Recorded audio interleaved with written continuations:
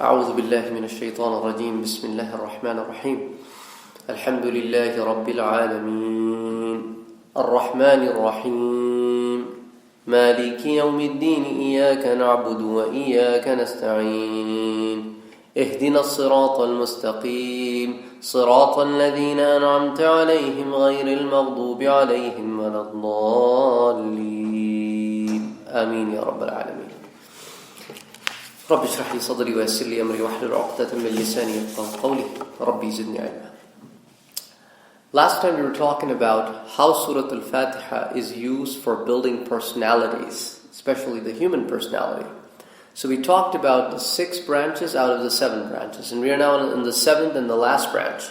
So I'm planning on wrapping this up and then moving on to how Surah Al Fatiha helps us take through the 3 different stages and helps us fight through the problems that we face internally, not just externally, but internal problems. How Surah Al Fatiha helps us fight those problems. And then we're going to talk about another concept, if we have a chance today, then probably next time, is the concept of Wahdat versus the concept of Tawheed. Generally, it is misunderstood by Muslims, so we need to understand the difference between these 2 concepts, the oneness of Allah subhanahu wa ta'ala and the Tawheed. So, we're going to start with the 7th and the last piece, where Allah subhanahu wa ta'ala, towards the closing of Surah Al Fatiha, is building one aspect of our personality, which is to be able to differentiate between right and wrong. Very important. It is very important to differentiate between right and wrong, because as you see today in these times, a lot of the people are confused because they can't differentiate between right and wrong. They're lost. Because they either don't have enough knowledge, or they don't have enough exposure, or the kind of people that they sit around with have shaped their mindset so that they can't see clearly. So it's extremely important for one person or an individual to be able to differentiate between right and wrong. So that's where Allah subhanahu wa ta'ala brings in this, that صِرَاطَ الَّذِينَ أَنْعَمْتَ عَلَيْهِمْ. Then you should stick with the people that are the one that I have rewarded. And do not stick with the people that have been lost or have been angry with. So if you do that, if you purify yourself, and if you stay away from the bad, and you are not even a hypocrite, then what we're going to do, we're all going to do in Surah Ali Imran, Allah subhanahu wa ta'ala says, وَلَا تَهِنُوا. Do not give up. وَلَا تَحْزَنُوا. And do not feel sad. وَأَنْتُمُ الْأَعْلَوْنَ. At the end of the day, you'll be the winner. إِن كُنْتُم مُؤْمِنِينَ. As long as you believe. Now, sometimes winning does not happen in this world. Sometimes winning happens in the life hereafter. Sometimes happens in both places. So there's no real judge to these situations. I mean, like, we are not a judge. We are just the doers. And we have to live our life in accordance with what He has asked us. So what does Allah subhanahu wa ta'ala ask us to do in Surah Al-Baqarah? He says, Ya ayyuhal ladina amanu. Those who have believed, udkhulu, enter, fi silmi kaffa. Enter into my religion in your entirety.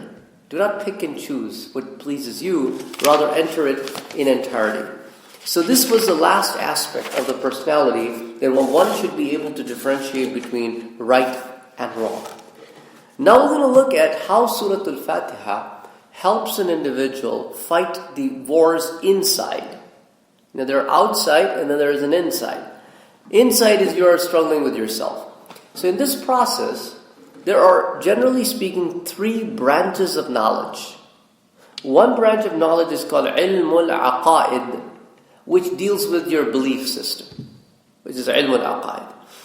Some people, for example, Shah Muhaddis Dehlwi, Shah Waliullah Muhaddis Dehlwi, he wrote a book called Al-Fawz Al-Kabir, in which he coined a terminology, ilmul mukhasama. That's dealing with this kind of stuff. The next kind of knowledge is called ilm al-ahkam. This is the deeds, in which where the fiqh comes. What you should do, what you should not do, what you can do, how you should do it, what are the steps. But still everything is outwards. So you have your belief system that you should follow to enter into this path. And once you are in this path, there is a set of actions that you have to perform to stay on this path. But then there is a third category, which is the most difficult of the 3. It's called ilm al-ikhlas. This is where the cleansing of the soul takes place, where the Tazkiya of Nafs takes place. This is where you are taken from the state of kitab, from iman all the way to the state of ahsan, where we talked about in the past. So this is an extremely important thing, and this lays the foundation for this entire branch, what we call Tasswuff. The idea of Sufism was to basically take an individual and clean that inside. Now, the question comes, and a lot of people are confused about this. Okay, was it ever practiced by the Prophet himself or the companions? Was it ever practiced by the students of the companions? And the answer to all three questions is yes. How? Because notice what Quran says. Quran says that Ibrahim alayhi salam, when raised his hand and asked for Prophet Muhammad sallallahu alayhi wa sallam, and then his own son, when he was living in Makkah, one of the core things that he asked for was yuzakkihim, and clean them. Of course, the cleanliness was not from outside alone. It was inside out cleanliness. So this is exactly the specialized branch that Prophet Muhammad ﷺ himself practiced. Then Sahaba practiced. But the term was not coined. It's pretty much like if somebody complains today that I do not accept Bukhari because no Sahaba read Bukhari. Well, of course, it was compiled 200 years after. So a lot of these terms were not coined. For example, when Sahaba would narrate hadith, a lot of the time they would not narrate through a chain of narrations because they directly heard it. Or they would just say, I heard from the Prophet Muhammad ﷺ, he said this. Or I came to know that Prophet Muhammad ﷺ said this. It was a trust among them that the person is saying the truth. So a lot of the things were coined at a later stage. For example, Imam Suyuti says there are 93 different types of hadith. But those 93 types of hadith were not defined during the times of Sahaba. Because in the time of Sahaba, there was no knowledge of Asma'ul Rijal, wa Jarh wa Ta'dil. There was no knowledge of the chain of narrators. Imam Muslim says that before my times, people were so good and people were so truthful that no one would even ask for chain of narration. But then when we started noticing that people are lying on hadith, that's when we started compiling them. And that's when we started gathering the chain of narration, that people are now misusing the trust. So a lot of these branches have come over the period of time and were coined. So these people were all over the place. For example, look at it like this. Another example I'll give you. Imam al-Bukhari, this most authentic book in hadith that is with the Sunni Muslims. So Imam Bukhari himself has thousands of students. And out of those thousands of students, you know how many of them narrated from Bukhari alone? In the form of a book? 10. And majority of the Bukhari that is to be found today is through one student. His name was Imam Farabri or Firabri. That's his book or his compilation from the work of Imam al-Bukhari that is being going on. So if you look at the chain of narrations, Imam Bukhari in Bukhari Sharif says, okay, this is how hadith reached me. That's what he says in the book. This is how hadith reached me. But how did that hadith reach us?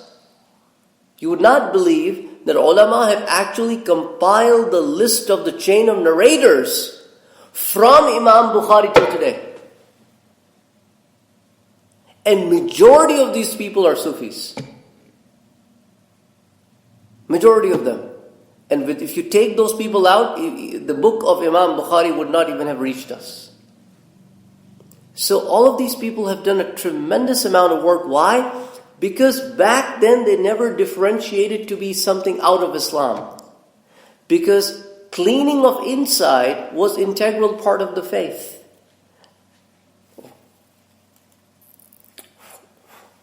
Oh, it's okay. Maybe he's doing the same thing as did last week. So anyway, cleansing was the integral part of the faith. So they did not differentiate it between. In fact, they would go, this particular individual that I'm talking about, Farabri and Imam al-Bukhari, had the same teacher, that they would both go to a student and the teacher to learn about the Tazkiya of Nafs. And all these big shuyukh and imam that we've talked about, the problem is in these times, people have started exploiting it. The exploitation does not kick something out of the faith just because somebody is exploiting it. And this is going on everywhere. There are so many imams who exploit. I'll just turn it off, that's fine. There are so many imams who exploit things, but that doesn't mean people stop praying. There are so many people who are so close to kings that they literally have sold their souls to devil, but that doesn't mean people don't go to ulama anymore.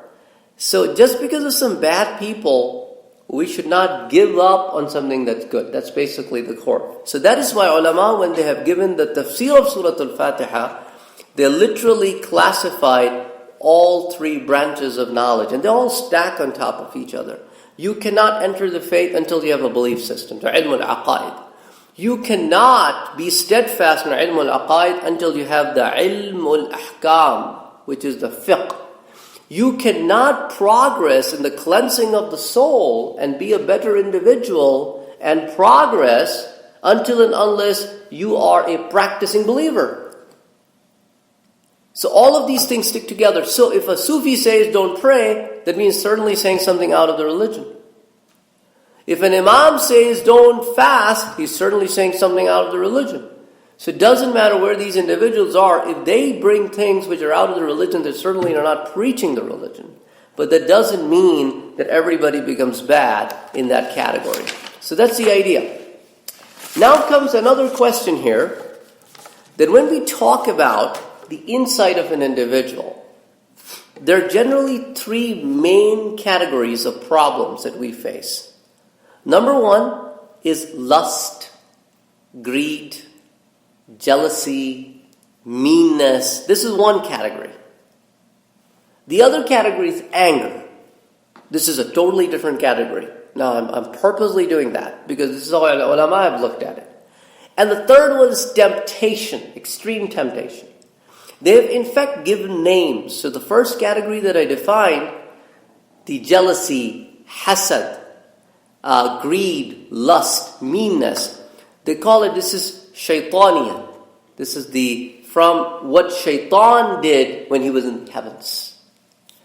Anger is what they call is sab'iyah. That's another terminology they've coined. And the temptation is the bahima, which is another terminology that they coined. So how do you fight them? The answer to these three categorical problem also lies in Surah Al Fatiha. Now notice, a lot of the time people are mean and jealous and lustful because they believe in their inside that I don't have something that I deserve. Or somebody else has something that I don't have. So somewhere at the back of their head, they're trying to figure out where exactly they're placed in this world and if they're placed rightly. And if they're placed rightly, are they being treated justly? They're constantly comparing themselves with the others. This is a big problem. And where is the answer to this problem? Alhamdulillahi Rabbil Alameen. All praises belong to Allah subhanahu wa ta'ala, who is the Lord of the world. You're not the Lord of the world. Your boss is not the Lord of the world. The people around you. So He is the one who have distributed. If everybody was wealthy, who will do the other works? If everybody was poor, who would manage them? If everybody was in the middle, then the entire world will be a different place to live in. So Allah subhanahu wa ta'ala controls however He wishes to control. Then comes another question, what about the anger? The extreme anger that we get into, that we upset about. Somebody that we know for so many years and something happens and we get angry at them. Where does this anger come from? If you look at this as one of the core things that happen in heavens between the Adam and Shaitan, he was extremely angry about the creation of Adam. He was first jealous, but then he got angry. And in that anger, he said to Allah subhanahu wa ta'ala what he was not supposed to say. So where does the answer or solution to anger lies? Ar-Rahman Ar-Rahim. The most merciful, the most beneficent. Anytime and every time a person gets angry, look at Allah subhanahu wa ta'ala, how merciful He is. Think about if that mercy was not there and if He used to get upset like we do, what would happen to us? We'll be nowhere. We'll be gone. And He says that in the Quran, that if I start picking you guys up on every little mistake you do, you'll be gone. You'll be gone. So Allah subhanahu wa ta'ala says, look at it and then clean yourself. So what about the other problem, the temptations? Now remember, a lot of the temptations yield to what? If you can't control them, you end up committing an action. And that action could be a sin. And when you commit an action, now you're responsible for the action. Now when you're responsible for the action, now you're answerable on the Day of Judgment. So if a person has this in the back of their head, that there's a Maliki Yawmiddin, there's a master of the Day of Judgment. I'm responsible for all the actions I do. I'm answerable for all the actions I do. That is a great way of controlling oneself. So there lies 3 answers of fighting these 3 problems. Now comes another phase, that how can a person humble themselves? Because what happens when a person has a lot of lust, a lot of jealousy, and all of these little things, some people go through this psychological pattern and they say, okay, I can't progress and compete with these people, so what I'm going to do, when I sit among them, I will going to think that I am like them or I'm above them.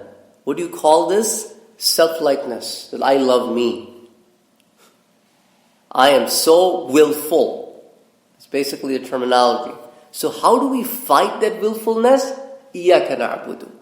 It is He who I worship. So when you say that, you humble yourself down and you kill that ego in you. Now the second problem that comes out of anger is arrogance. Because a lot of the time you'll notice the people who are angry all the time with everybody around them, they're extremely arrogant. They're not humble. Even if you say Assalamu alaikum to them, they would not smile back at you. Even if they do, it's so fake. And sometimes whatever is inside comes out on the faces, subhanAllah. You'll probably, I'm not sure if you have noticed it or not, but extremely angry people, on their faces is anger. The people who are nice and smiley, they're nice and smiley. Somehow Allah subhanahu wa ta'ala put this inside reflection on the faces. So this is what Allah subhanahu wa ta'ala says, if you want to really, really counter that, إِيَّاكَ نَسْتَعِينَ. Because remember, I am the one from which the help must be sought. So what are you proud about? You're so dependent on me. Now Ali radiallahu ta'ala anhu used to say this, to think about it, what is this human so proud of? Have he not noticed that what is in him is all filth? That when he dies, it needs to be cleaned before he is buried. What does he loves?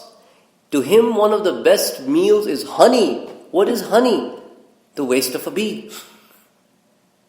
Where does he go? In the ground. And what does become of him? Nothing. When he dies, nobody wants to even keep him on the ground. They want to just bury him as somebody who is so undesirable. What is he proud of? What is he proud of? So Allah subhanahu wa ta'ala has said, if you really, really are struggling with arrogance, إِيَّاكَ نَسْتَعِينَ is the solution. Then comes the last one, the temptation. What does that do? That makes a person morally indecent.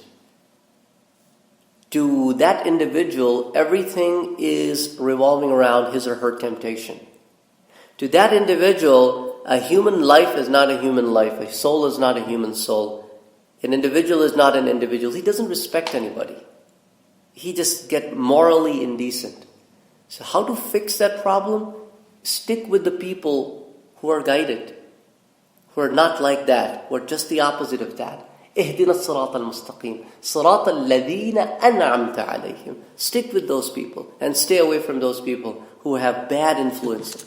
So the bottom line is, in Surah Al Fatiha, Allah subhanahu wa ta'ala says, just follow and observe these points. Please me and me alone. That means Allah subhanahu wa ta'ala. Worship me and me alone. Allah subhanahu wa ta'ala. Humble yourself in front of me. And then always expect that for everything that you do, I am the one who will going to give you the reward at the end of the day. So that was another aspect I wanted to talk about, is how Surah Al Fatiha help us become a better individual? How does it help us clean our inside and fight with it? Then comes the next concept that before I tell you the difference between Tawheed and Wahdat, which I talked about earlier on, let's talk about the ideology of the oneness of Allah subhanahu wa ta'ala, because the idea of the oneness of Allah subhanahu wa ta'ala existed in a lot of people.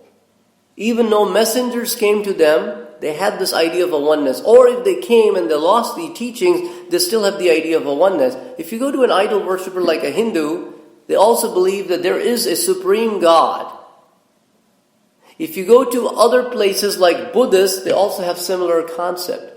If you go to Sikhs, they also believe in supreme God. If you go to other kind of people, they also... So all these people who have lost their original teaching do have the concept of one God. So do Jewish people, so do Christians, so do us as Muslims. So where does the line of distinction comes in? Of course, I'm not going to go into world religions and talk about the others, but I want to clearly draw a little bit of a line so that we understand where does the difference comes between the Jewish faith, the Islamic faith, and the Christian faith. Now, I'm not sure if any one of you had a chance of reading the Old Testament, the Bible. I did. And if you start looking through the way the God has been portrayed in Torah or Talmud or some of the other books of the old scriptures, a lot of the time you feel like he has been displaced. He's not been given his due respect. They sort of kind of treat him like human. They think that he has similar kind of psychological things going on as we do. So they have the concept of the oneness of God, but they do not have a clear concept of Tawheed. What exactly is he? There is nothing like him. He can't be like you. Yes, you listen and he's Samir too, but he is Samir and you are just Samir. He's all listening. You're listening. He's all knowing. You're just knowing. That concept is not there. And if you come to the Christian faith, they are confused in the idea of 1 + 1 + 1 = 1, where the Trinity makes one God. The God shapes, changes, forms, and then this entire unique idea of salvation kicks in, where the God seems to be so helpless that had to sacrifice his own son to forgive his own beings. So these distortions were there, but they all had this concept of the oneness, the wahdat. There is one supreme God. So where does the people of Makkah come in? Because majority of the time, if you look at Tawheed, it is addressed to them because there is no other faith in the picture but the people of Makkah in the Meccan period. So Allah subhanahu wa ta'ala in Surah Al-Ankabut is asking His Prophet, have a conversation with these guys. Communicate with them. And he did. And Allah subhanahu wa ta'ala reported that communication and said, وَلَئِن سَأَلْتَهُمْ مَنْ خَلَقَ السَّمَاوَاتِ وَالْأَرْضِ. If you ask them who created the heavens and the earth, وَسَخَّرَ الشَّمْسَ وَالْقَمَرِ, and who gave you the sun and the moon, لَيَقُولُونَ, they will going to say, لَيَقُولُنَّ اللَّهِ, Allah did. Okay. Another thing asked them, same surah, next ayah. وَلَئِن سَأَلْتَهُمْ, if you ask them, مَنْ نَزَّلَ مِنَ السَّمَاءِ مَاءً, who has brought the rain from the skies, فَأَحْيَا بِهِ الْأَرْضَ بَعْدَ مَوْتِهَا, that this earth has come to life after it was dead, لَيَقُولُنَّ اللَّهِ, they will again say it is Allah. Then ask them, why do you then pray to these idols if everything is being done by Allah? The rain comes by His will. The dead things come to life by His will. He controls the heavens and the earth. He controls everything. Then why do you go to these people? And they respond. The response is in Surah Al-Zumar. They say, مَا نَعْبُدُهُمْ, we do not worship them إِلَّا, except for one reason, لِيُقَرِّبُنَا إِلَى اللَّهِ زُلْفَى, they help us achieve the nearness of Allah subhanahu wa ta'ala. So they have the concept of Tawheed, no, but they have the concept of Wahdat, yes. Yes, He's the one, but He's so inaccessible. He's so inaccessible that you can't get to Him. Now this is the same idea that we will find in so many civilizations across the world, even today or even before us, that tell tell the masses that you can never get to the Supreme Lord without us. You have to go through us. So to you, it's a virtual God. To us, it's a real God. So that distinction was killed in Islam. Islam says, no, it's a God of everybody, approachable and accessible to everybody, by everybody. All you have to do is call Him. He's closer to you, and as close to you as not to anybody except you. So just go to Him alone. That is why, when Prophet Muhammad ﷺ passed away, it was a big situation of turmoil for the Muslims, and everybody was in a very scattered shape. Even though they knew that there is an ayah in the Quran that if the Prophet dies or the Prophet is killed, well, you're going to go away from this faith. They knew these ayahs were revealed, but the emotions took over. What's going to happen now? Somebody in the capacity of Umar withdrew his sword, saying if anybody says the Prophet passed away, I'm going to chop his head off. Ali radiallahu ta'ala anhu fainted. It was a very different situation. In that time, Abu Bakr Siddiq radiallahu ta'ala anhu, it is reported by Imam al-Bukhari in Bukhari, said a few words. Those words made a very clear distinction of where Islam is different from the rest of the other ideologies. It completely killed the concept of anybody being supreme but Allah subhanahu wa ta'ala. He said in that little speech, Man kana ya'budu Muhammadan, if any one of you was worshipping Muhammad, فَإِنَّ مُحَمَّدًا قَدْ مَاتَ, then the Prophet of Lord has passed away. وَمَنْ كَانَ يَعْبُدَ اللَّهِ, but if any one of you was worshipping Allah subhanahu wa ta'ala, فَإِنَّ اللَّهَ حَيٌّ لَا يَمُوتُ, Allah subhanahu wa ta'ala is all living, ever living, and He never passes away. The death never comes to Him. And that laid the foundation of the Muslim belief, and it killed all forms of shirk. It cleared the minds of everybody is, yes, Allah subhanahu wa ta'ala is there, the prophets come and go. And of course, they also had other things that when Prophet passed away, yes, but then there is so many evidences in the Quran and Hadith. Inna Allah wa malaikatahu yusalluna ala an-nabi ya ayyuhal ladhina amanu sallu alayhi wa sallimu taslima. That yes, Allah subhanahu wa ta'ala says, we'll still build some form of connection between you and your Prophet. Unheard of for the other prophets before. And we went through so many hadiths when the things are presented to the Prophet Muhammad sallallahu alaihi wasallam about his ummah. He says istighfar for them, or says alhamdulillah to Allah subhanahu wa ta'ala when their good deeds come forward. So there is a connection where He shows and comes in the dreams and communicates with His ummah. So many beautiful things that Allah subhanahu wa ta'ala has given. But the bottom line is that Allah is the creator. So Surah Al Fatiha lays this foundation. Allah is the creator. Allah is the Rabb. Allah is the Rahman. Allah is the Rahim. Allah is the Musta'an, that means the one from you ask help from. Allah is the Malik. Allah is the Ma'bud. Allah is the Hadi. That's why you say, Ihdina, guide me. Allah is the Mun'im, that means the one who rewards. That's why you say, Allah subhanahu wa ta'ala, give me the rewards. And Allah is also Qahar for anybody who does not follow His directions. But that comes all the way towards the end. If you look at it, it's not even 1/7 of the surah where that aspect comes in. It's all about rahmah and worship and obedience all through the surah. So that was the concept of wahdat. Now, let's understand the difference between the two. When the people of Makkah were approached by the Prophet Muhammad sallallahu alaihi wasallam, did they already knew about God? Yes. Did they knew about Allah? Yes. Did they believe that Allah subhanahu wa ta'ala is the one God? Yes.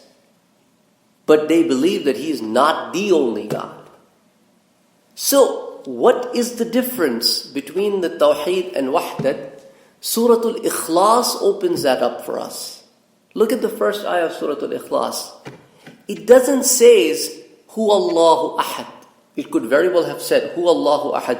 He is the only one and one. But doesn't say that. He says, O Prophet Muhammad sallallahu alayhi wasallam, you tell them, Qul, you tell them, Hu Allahu Ahad. He is the one. So what does that mean? That means that if you want to accept me in the criteria of Tawheed, you got to come through Him, means you have to believe in Him. If you don't believe in Him, your wahdat is not accepted. You have to say La ilaha illallah Muhammadur Rasulullah to accept Islam and enter in its fold. So it's extremely important to understand between Wahdat and Tawheed, because Wahdat is known to everybody, but Tawheed is not. As soon as they deny the messengers of Allah subhanahu wa ta'ala, they're denying Tawheed, because they are the one who will introduce you to Him. So that is the core where Allah subhanahu wa ta'ala says, yes, you can get to me, but only so far. But if you really, really want to know me, you have to come through these people, because they get the revelations, you don't. They are the one that I tell what is to be done and how it is to be done. So that's extremely important to understand. Now here I would like to break off and go to Ibrahim alayhi salam. That during the time of Ibrahim alayhi salam, he struggled with two different religions in the same place. There was a religion of idol worshipping, and there's a religion of worshipping stars. So he has both group of people living in the same country. So he tackled the idol worshippers one way. Well, not going to go into that. Well, he tackled the other group very differently. To them, in front of them, he started his thought process in the same mode that they were thinking. So Allah subhanahu wa ta'ala said that first what he did, he started from his household. وَإِذْ قَالَ إِبْرَاهِيمُ لِأَبِيهِ, when he said to his dad, آذَرَ, Allah subhanahu wa ta'ala mentions the name آذَرَ, أَتَتَّخِذُ أَصْنَامًا آلِهَةً, you build these, you carve them with your own hands, and you take them as a god. Aliha as an ilah, not just as a Rabb, as an ilah, that they are everything. They are to be worshipped. إِنِّي أَرَاكَ وَقَوْمَكَ فِي ضَلَالٍ مُبِينٍ, I see that you and your people, they're both long gone from the right path. He's communicating with his dad. And Allah subhanahu wa ta'ala says in the next ayah, of course the detailed conversation is elsewhere. In this surah, Allah subhanahu wa ta'ala says, وَكَذَلِكَ نُرِي إِبْرَاهِيمَ, and this is how we show Abraham مَلَكُوتَ السَّمَاوَاتِ وَالْأَرْضِ, the realms of the heavens and the earth, وَلِيَكُونَ مِنَ الْمُوقِنِينَ, so that he becomes one of the believers. How Allah subhanahu wa ta'ala showed him doesn't talk about it. Maybe took him to Mi'raj. Maybe showed him things around. We don't know. But he became a believer to an extent that Allah subhanahu wa ta'ala says is a believer. Then what happened? Then Ibrahim alayhi salam turned to the people who were believing as sun and the moon and the stars to be the gods. And he started thinking like them to show them how wrong they are. He said, okay, فَلَمَّا جَنَّ عَلَيْهِ اللَّيْلُ رَأَى كَوْكَبًا, when the night fall, they saw a star. قَالَ هَذَا رَبِّي, he didn't say هَذَا رَبُّكُمْ or هَذَا رَبُّنَا, that is our Lord or is your Lord. He said, I think maybe this is my Lord. I'm exploring. فَلَمَّا أَفَلَ, when it was gone, قَالَ لَا أُحِبُّ الْآفِلِينَ, I don't like the God that disappears. So first thing done. Everything, all blame is on him. Then he takes a second thing. فَلَمَّا رَأَى الْقَمَرَ بَازِغًا, when he saw the moon rising, قَالَ هَذَا رَبِّي, I think this is my God. Rabb, doesn't say ilah yet. He's my caretaker. He's my Rabb. See, the idea of a Rabb to them was somebody who benefits you. So what is the benefit of the moon? Gives you the light at the night time. So anybody who benefits you and it's outreached, means you cannot access it.